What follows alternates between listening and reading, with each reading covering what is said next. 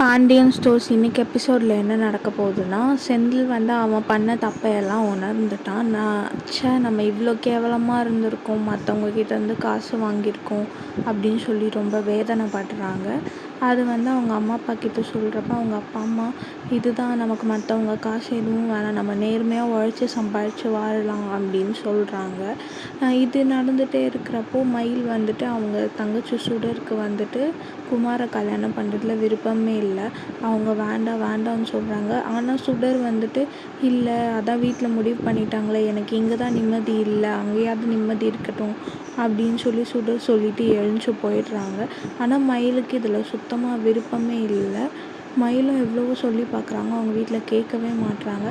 மயிலோட அம்மா எப்படின்னா அந்த கல்யாணம் பண்ணிடணும், அப்போ தான் நிறைய பணம் வரும்னு யோசிக்கிறாங்க. மயில் இந்த கல்யாணத்தை நிறுத்துவாங்களா மாட்டாங்களான்னு நெக்ஸ்ட் எபிசோடில் பார்ப்போம்.